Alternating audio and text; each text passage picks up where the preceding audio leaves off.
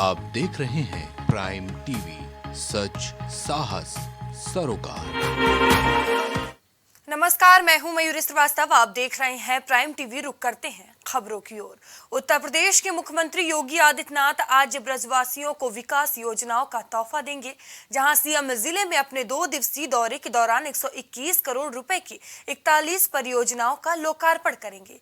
इस दौरान 86 करोड़ रुपए की 39 परियोजनाओं का शिलान्यास भी किया जाएगा।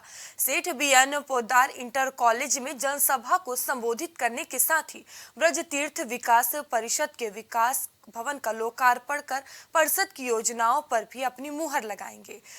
रात 8 बजे वे श्री कृष्ण जन्म स्थान पर दर्शन करने के साथ ही यहां लाइट एंड साउंड शो का लोकार्पण करेंगे। करीब 9 बजे सीएम योगी विकास परियोजना का स्थलीय निरीक्षण करेंगे। इसके अलावा पहली बार मथुरा स्थित अपने नए ऑफिस में बैठेंगे। मथुरा का ये ऑफिस लखनऊ के लोक भवन के पंचम तल की तरह ही बहुत ही शानदार है। बता दें, ब्रज तीर्थ विकास परिषद के नए भवन का उद्घाटन करेंगे। सीएम योगी का मथुरा दौरा है, जहां वो तमाम कार्यक्रमों में शामिल होंगे और मथुरा की जनता को बड़ी सौगात देंगे। अपने हाईटेक ऑफिस में पहली बार सीएम योगी बैठेंगे। बता दें कि रात 8 बजे श्री कृष्ण जन्म स्थान पर दर्शन पूजन भी करेंगे, जिसको लेकर तैयारियां भी भरपूर की गई हैं।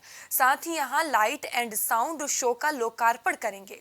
वहीं करीब 9 बजे सीएम योगी विकास परियोजनाओं का स्थलीय निरीक्षण करेंगे।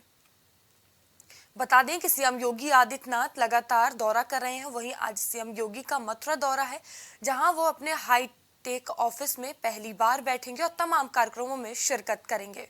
और इस खबर पर अधिक जानकारी के साथ हमारे सहयोगी विवेक शाही हमसे जुड़ चुके हैं। विवेक, सीएम योगी आदित्यनाथ का मथुरा दौरा है, क्या कुछ उनके कार्यक्रम, क्या कुछ पूरा शेड्यूल? देखिए, उत्तर प्रदेश के मुख्यमंत्री योगी आदित्यनाथ अपने 2 दिवसीय दौरे पर मथुरा और नोएडा जाएंगे। अगर बात करें तो आज शाम लखनऊ से 3 बजे करीब मुख्यमंत्री रवाना होंगे और लगभग 4 दिन से वो मथुरा हेलीपैड पहुंचेंगे। इसके बाद अगर बात करें तो कुल 2 दिवसीय दौरा है, जहां पे मथुरा और नोएडा में जाएंगे और तमाम कार्यक्रमों में शिरकत करेंगे और लोकार्पण करेंगे। बात करें तो 4:30 से 5:30 बजे तक जनसभा को संबोधित करेंगे। और जिस तरीके से लोकसभा चुनाव नजदीक है, उसको लेकर भारतीय जनता पार्टी तमाम तरह के कार्यक्रम चला रही है। उसके अंतर्गत 9 साल बेमिसाल 9 साल की उपलब्धियों को केंद्र सरकार के गिनाने का काम जो है वो हर एक भारतीय जनता पार्टी का बड़ा पदाधिकारी से लेकर छोटे कार्यकर्ता इस कार्यक्रम में जुटे हुए हैं। इसी के अंतर्गत आज जनसभा को मुख्यमंत्री योगी आदित्यनाथ संबोधित करेंगे और केंद्र सरकार की 9 साल की उपलब्धियों को जनता के सामने रखेंगे। इसके बाद तकरीबन 5:40 से 6 बजे तक डीडीयू विश्वविद्यालय के गेस्ट हाउस में वो रुकेंगे, विश्राम करेंगे और 6 बजे से लेकर 7:30 बजे तक की उनकी एक बैठक चलेगी। और ये बैठक ब्रज तीर्थ विकास परिषद की बैठक होगी। इस बैठक में तमाम मुद्दों पे चर्चा होगी कि किस प्रकार से इस ब्रज तीर्थ की विकास किया जाए। तीर्थ यात्रा करने के लिए कई लोग मथुरा वृंदावन आते हैं, कैसे चीजों को और भी बेहतर व्यवस्थाएं की जाए। शाम 8 बजे से लेकर 8:15 बजे तक लाइट एंड साउंड का लोकार्पण मुख्यमंत्री योगी आदित्यनाथ करेंगे।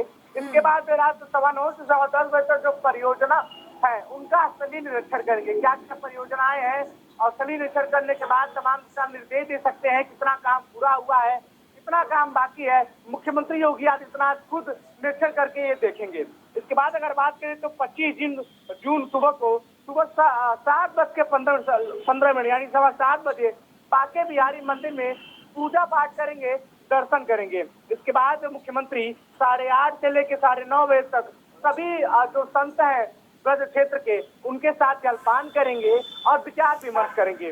उसके बाद हम आपको बता दें कि सुबह 10:40 पर नोएडा सिलपहाट पहुंचेंगे मुख्यमंत्री योगी आदित्यनाथ।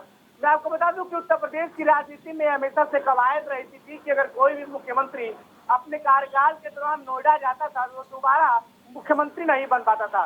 लेकिन मुख्यमंत्री योगी आदित्यनाथ ने जब से उत्तर प्रदेश की कमान संभाली है वो कई बार नोएडा के दौरे पर जा चुके हैं और जिस तरीके से उन्होंने ये भ्रांति तोड़ी है वो एक अलग संदेश जाता है। कई बार लगातार नोएडा का दौरा कर चुके हैं, निरीक्षण कर चुके हैं, कई परियोजनाओं की सौगात भी नोएडा को अपने कार्यकाल में दौरा करके देख चुके हैं। इसके बाद अगर बात करें तो 10:45 पुलिस वाहन वाटर स्प्रिंकलर का फ्लैग ऑफ भी मुख्यमंत्री के द्वारा होगा और उसके बाद 1700 करोड़ की कुल परियोजनाएं हैं जिसका लोकार्पण शिलान्यास सूबे के मुख्यमंत्री योगी आदित्यनाथ के द्वारा होगा। बात करें तो 4 पिंक बूथ का भी लोकार्पण मुख्यमंत्री योगी आदित्यनाथ इसके बात करेंगे। तो वहीं रामलीला ग्राउंड सेक्टर 21 में एक भारी विशाल जनसभा को संबोधित करेंगे और नोएडा की जनता से रूबरू होंगे और 9 साल के जो कार्यकाल केंद्र सरकार का था उसको लेकर बातचीत करेंगे। तमाम उपलब्धियां जो थी उसको गिनाएंगे और किस तरीके से केंद्र सरकार लगातार डबल इंजन की सरकार जनता के लिए काम कर रही है इसके बारे में बात करेंगे। इसके बाद अगर बात करें तो 12 बजे रामनाथ गोयनका मार्ग का अनावरण कार्यक्रम है जिसमें मुख्यमंत्री शामिल होंगे और तकरीबन 1:30 बजे के करीब गौतम बुद्ध विश्वविद्यालय ग्रेटर नोएडा मुख्यमंत्री योगी आदित्यनाथ पहुंचेंगे। इसके बाद बात करें तो वहाँ पे यूपीएससी के टॉपरों को सम्मानित करेंगे। जो यूपीएससी के टॉपर ईशिता कुमारी तथा 3 अन्य सफल प्रतियोगियों को मुख्यमंत्री योगी आदित्यनाथ सम्मानित करेंगे। दोपहर 2:30 बजे अधिकारियों के साथ उनकी एक बैठक होगी और उसके बाद 4 बजे save culture save India mission कार्यक्रम में भी मुख्यमंत्री योगी आदित्यनाथ शामिल होंगे। विश्वविद्यालय ऑडिटोरियम में इस कार्यक्रम का आयोजन होगा और तकरीबन 5:30 बजे के करीब एडवर्ड टेक्नोलॉजी फैक्ट्री का भी लोकार्पण सूबे के मुख्यमंत्री योगी आदित्यनाथ के द्वारा होगा। इसके बाद हम बता दें कि तकरीबन 6:30 बजे यानी 6:35 पे लखनऊ के लिए मुख्यमंत्री योगी आदित्यनाथ रवाना हो गए। तो इस तरीके से देखा मयूरी आपने कि कितना 2 दिवसीय ये दौरा था और काफी व्यस्तम शेड्यूल में मुख्यमंत्री योगी आदित्यनाथ अपने 2 दिवसीय दौरे को पूरा करेंगे और तमाम परियोजनाओं का शिलान्यास करेंगे, लोकार्पण करेंगे और क्षेत्र की जनता को सौगात भी देंगे। जी विवेक, जिस तरह आपने पूरा शेड्यूल बताया जिसमें उन्हें जनता को बड़ी सौगात देंगे और तमाम कार्यक्रमों में शामिल होंगे, इसको लेकर तैयारियां कैसी देखने को मिल रही हैं? देखिए, मुख्यमंत्री लगातार कार्यक्रम कर रहे हैं, लगातार दौरे पर है और जिस तरीके से भारतीय जनता पार्टी मिशन 2024 के लिए मिशन 80 में जुटी हुई है उसको लेकर सूबे के बड़े पदाधिकारी से लेकर संगठन तक के कार्यकर्ता जी जान से लगे हुए हैं। आपको बता दें कि मुख्यमंत्री के दौरे के पहले ही मथुरा और नोएडा के डीएम ने कार्यक्रम स्थलों का निरीक्षण किया, वहां सारी व्यवस्थाओं को देखा और यातायात व्यवस्था से लेके कार्यक्रम स्थल पर जितने भी चीजें धरातल स्तर पर की जा रही थी उन सभी व्यवस्थाओं का डीएम ने खुद जायजा लिया। जी धन्यवाद विवेक, हमसे जुड़ने के लिए और तमाम जानकारियों के लिए। बता दें कि सीएम योगी आदित्यनाथ लगातार दौरा कर रहे हैं और सीएम योगी का 2 दिवसीय मथुरा दौरा है जहां वो मथुरा की जनता को बड़ी सौगात देंगे और तमाम बड़े कार्यक्रमों में शिरकत करेंगे। वहीं अपने हाईटेक ऑफिस में पहली बार बैठेंगे। लोकसभा चुनाव से पहले विपक्षी दलों ने खुद को भाजपा के सशक्त विकल्प के तौर पर प्रस्तुत करने की रणनीति बनाई है। जनता के दिल और दिमाग में यह बैठाने का प्रयास करेंगे कि जब अपने अपने राज्यों में भाजपा को हरा सकते हैं या कड़ी टक्कर दे सकते हैं तो लोकसभा चुनाव में भी ऐसा कर पाना उनके लिए नामुमकिन नहीं। इसके लिए हर महीने किसी एक राज्य में विपक्षी दलों के नेताओं की बैठक होगी और साझा चुनाव कार्यक्रम तैयार करने की दिशा में आगे बढ़ा जाएगा। इसलिए तय हुआ है कि हर माह विपक्ष के नेता एक साथ बैठक करेंगे और यह बैठकें दिल्ली से बाहर होंगी ताकि हर राज्य की जनता के बीच विपक्षी एकता का संदेश जा सके। पहले उन राज्यों में बैठकें होंगी जहां राष्ट्रीय स्तर पर विपक्ष की भूमिका में शामिल दलों की सरकारें हैं। यही वजह है कि अगली बैठक कांग्रेस शासित राज्य हिमाचल में होगी और वहां मेजबानी की जिम्मेदारी कांग्रेस अध्यक्ष मल्लिकार्जुन खड़गे संभालेंगे। उसके बाद विपक्षी दलों की ये बैठकें पश्चिमी बंगाल, झारखंड और तमिलनाडु में होगी। नवंबर दिसंबर में देश के सबसे बड़े राज्य यूपी में विपक्षी एकता का प्रदर्शन होगा। तब तक इस एकता के स्वरूप और साझा कार्यक्रम में भी काफी हद तक स्पष्टता आ चुकी होगी। लोकसभा चुनाव का बिगुल बजते ही दिल्ली में बैठक करके इसे औपचारिक रूप में से जारी किया जाएगा ताकि देश के सामने संयुक्त विपक्ष के रोड मैप को रखा जा सके।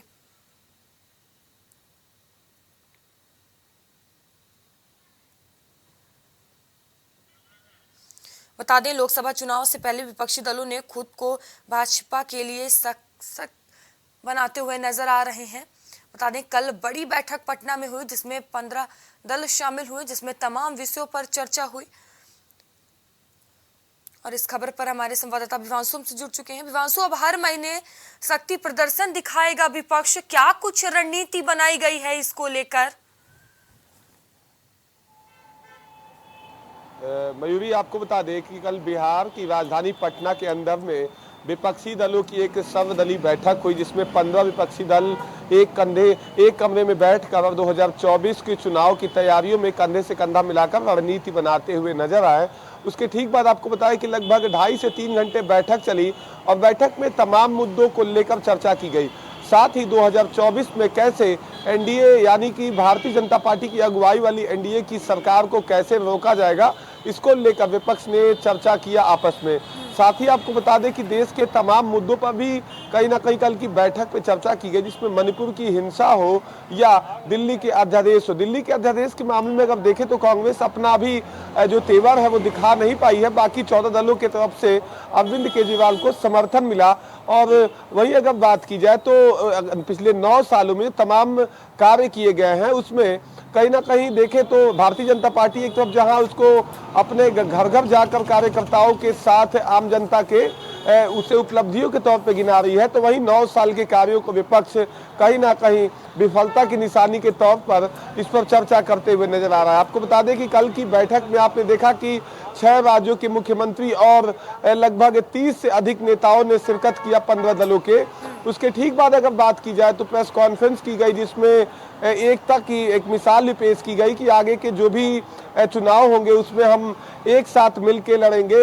अगर बात करें तो लोकसभा चुनाव से पहले कई राज्यों में विधानसभा चुनाव है, मध्य प्रदेश में, छत्तीसगढ़ में, राजस्थान में, तो इन सब जगहों पर कहीं ना कहीं विपक्ष एकजुटता के साथ चुनाव में खड़ा नजर आएगा। उसके ठीक बाद आपको बताया कि जब बैठक की समाप्ति होती है तो अगली बैठक के दिन भी तय किए जाते हैं।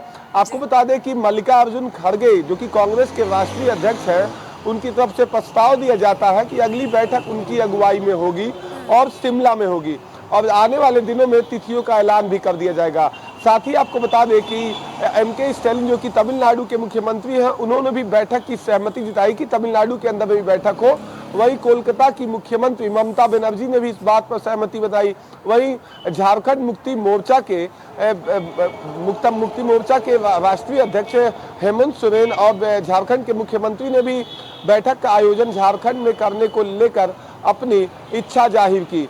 साथ ही आपको बता दें कि साल के अंत में उत्तर प्रदेश के अंदर में भी समाजवादी पार्टी की अगुवाई में ये बैठक हो सकती है और हर महीने ये विपक्ष की बैठक होगी।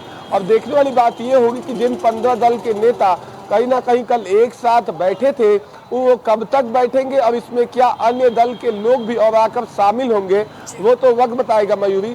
मगर निश्चित तौर से 2024 चुनाव को लेकर विपक्षी एकता की मिसाल कल एक देखने को मिली, जहां सभी अगर देखें तो तमाम दलों के नेता एक साथ मिलकर और तमाम मुद्दों पे चर्चा किए। साथ ही साथ इस बैठक में कई वरिष्ठ नेता भी मौजूद रहे। राहुल गांधी कहीं ना कहीं कल की बैठक में बीजेपी को कैसे हराना इस बात पे चर्चा करते हुए नजर आए।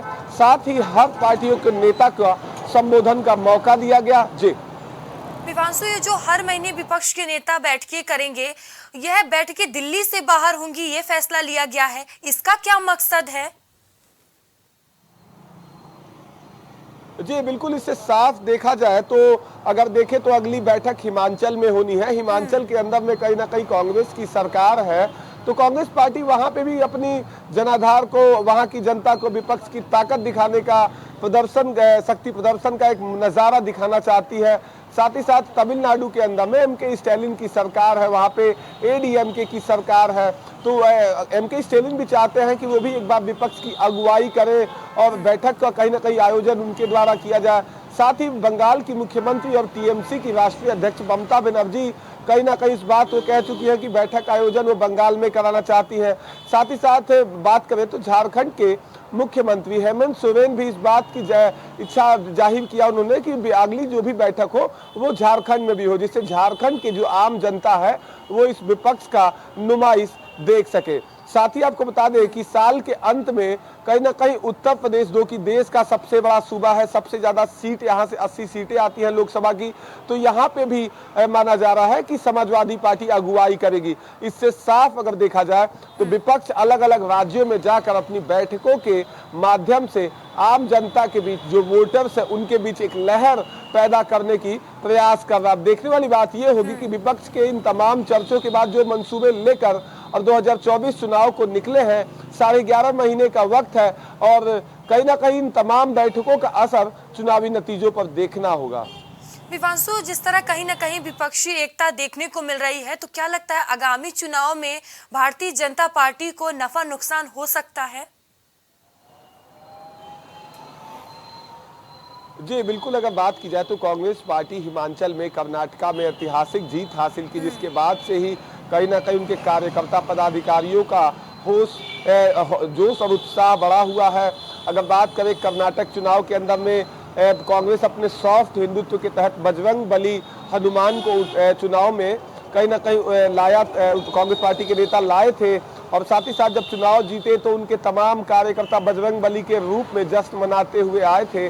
तो कांग्रेस पार्टी कहीं ना कहीं देखे तो अन्य राज्यों में, अभी अगर देखें तो राजस्थान में सरकार थी कांग्रेस की, मगर वहां पे कहीं सत्ता सरकार गिर गई, जिसके बाद माफ करिएगा मध्य प्रदेश में कांग्रेस की सरकार थी और वहां सरकार गिर गई, जिसके बाद एक बार फिर शिवराज सिंह चौहान भारतीय जनता पार्टी के पाले से मुख्यमंत्री बने। वही राजस्थान में फिलहाल में सरकार है, अशोक चौहान वहां के मुख्यमंत्री हैं। तो इन सभी राज्यों में, खासकर मध्य प्रदेश और राजस्थान में कांग्रेस पूरी पुरजोर मेहनत कर रही है और कहीं ना कहीं लोकसभा की दृष्टि से दोनों राज्य काफी अहम है। साथ ही छत्तीसगढ़ के अंदर में भी कांग्रेस की सरकार है और छत्तीसगढ़ में भी जितने भी लोकसभा सीटें हैं उसको अपने पाले में करने के लिए कांग्रेस कहीं ना कहीं हर एक मुमकिन प्रयास करेगी। साथ ही बीजेपी अपने काट को लगातार ढूंढती है और हमेशा चुनावी मोड में रहती है, मगर इस बार जहां भी विधानसभा के चुनाव होंगे मयूरी, वहां पर कांटे का मुकाबला देखने को मिल सकता है। जी विवांशु, रणनीति बन रही है, बैठकें हो रही हैं, लेकिन अब देखने वाली बात होगी कि क्या कुछ होता है। बहुत बहुत धन्यवाद हमसे जुड़ने के लिए। बता दें कि शिमला में विपक्ष की अगली बैठक होगी। कल पटना में महा बैठक हुई थी जिसमें 15 दल शामिल हुए और तमाम विषयों पर चर्चा हुई। कहीं ना कहीं विपक्षी एकजुटता देखने को मिल रही है, लगातार रणनीति बनाई जा रही है, बैठकें हो रही है, लेकिन अब वक्त आने पर ये देखने वाली बात होगी कि आखिर इस विपक्षी एकता क्या रंग लाती है।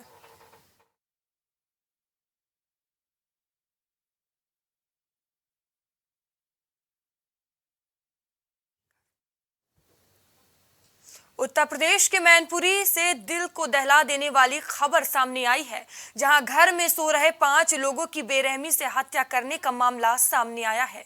हत्या के बाद आरोपी ने खुद भी आत्महत्या कर ली। सूचना मिलते ही पुलिस मौके पर मौजूद है।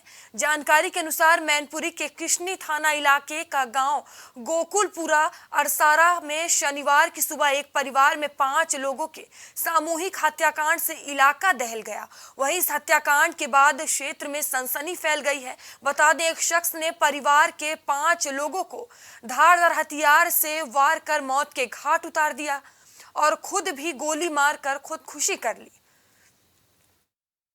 से आई थी रात में इन लोगों ने खाया पिया। इसके बाद इन्होंने अपने सगे भाई फुल्लन यादव की और सोनू यादव और उनकी पत्नी सोनी की हत्या की। इसके बाद इन्होंने सौरभ, जो इनका बहनोई था, रिश्तेदार भी रुके हुए थे, उनकी, और एक दीपक जो इनका दोस्त था, आया हुआ था, फिरोजाबाद का रहने वाला, तो ये 5 लोगों की इन्होंने बांका फरसा से हत्या की और इसके बाद इन्होंने खुद को गोली मार करके आत्महत्या कर ली है।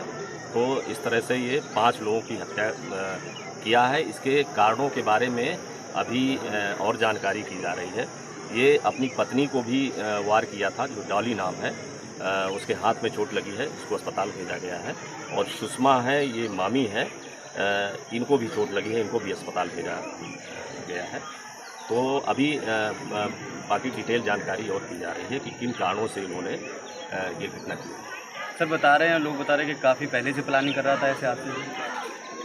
अब ये तो शादी में, अपने सगे भाई की शादी में आया था, अभी नोएडा में कोई प्राइवेट काम कर रहा था और 20 दिन पहले ही बताया जा रहा है कि घर आया हुआ था। ये जिसकी शादी हुई थी सोनू, ये भी बाहर ही रहता था। तो अभी शादी में सब लोग शामिल हुए थे। खबर पर अधिक जानकारी के साथ हमारे संवाददाता सागर हमसे जुड़ चुके हैं। सागर, उत्तर प्रदेश के मैनपुरी से दिल को दहला देने वाली खबर सामने आई है, जहां घर में सो रहे 5 लोगों की बेरहमी से हत्या कर दी गई। क्या वजह है हत्या की, क्या कुछ पूरा मामला?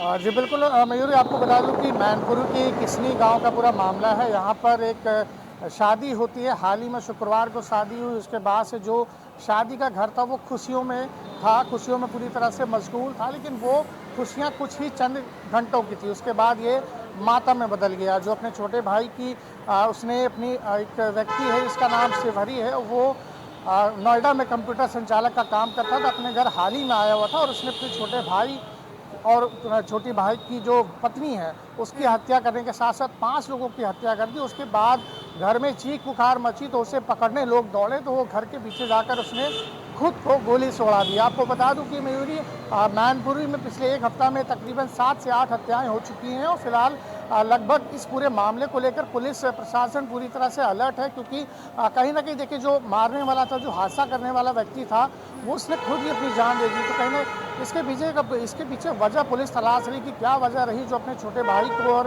अपने पिताजी को, तमाम जो 5 लोग हैं, सामूहिक तौर पे उसने गड़ासे से हत्या कर दी। और ये भी बताया ये जा रहा है कि वो पिछले 1 महीने से जो है प्लानिंग बना रहा था, क्योंकि जिस गड़ासे से उसने मारा है वो गड़ासे को उसने हाल ही में जो है बाजार से वो बनवा के लाया था।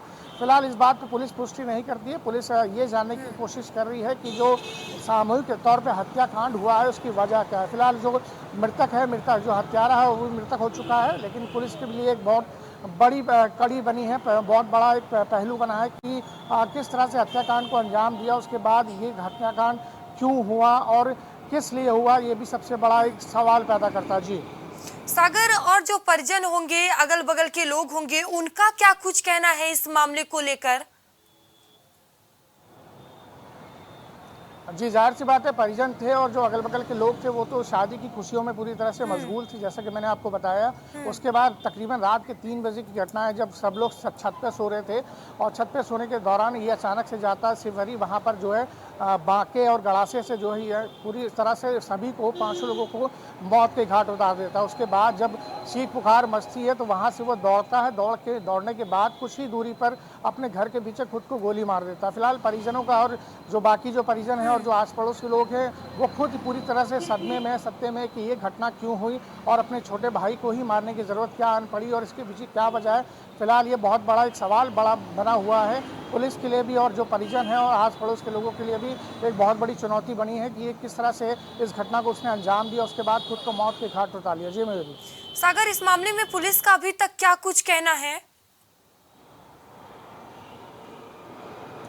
जी पुलिस की बात करूं तो पुलिस की तरफ से एक आधिकारिक बयान ये आया था कि पूरी उसने जो है मृतकों की संख्या बताई गई है। उसके बाद मौत की वजह पुलिस भी नहीं बताता, क्योंकि सबसे बड़ी बात यहाँ पे सवाल ये खड़ा होता है और सबसे बड़ा सवाल ये भी बना है कि जो हत्यारा था वो खुद ही उसने अपने आप को जब मौत के घाट उतार लिया तो इसके पीछे वजह बताने वाला कौन है।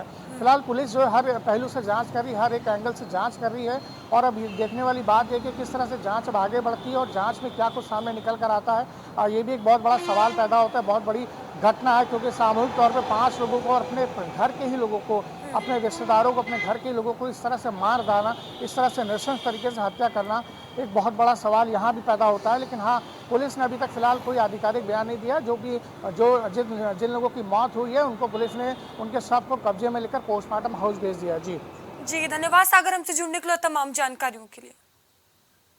बता दें, एक शख्स ने परिवार के 5 लोगों को धारदार हथियार से मारकर मौत के घाट उतार दिया। आरोपी ने खुद को भी गोली मारकर खुदकुशी कर ली है। वहीं इस पूरे मामले पर पुलिस अब जांच पड़ताल कर रही है और क्यों हत्या की गई, क्या वजह थी, ये जानने की कोशिश कर रही है। उत्तर प्रदेश की खबरों में फिलहाल अभी के लिए इतना ही। आगे आपसे फिर होगी मुलाकात, तब तक के लिए बने रहिए प्राइम टीवी के साथ। नमस्कार। कुछ भाव पुष्प। आप देख रहे हैं प्राइम टीवी, सच साहस सरोकार।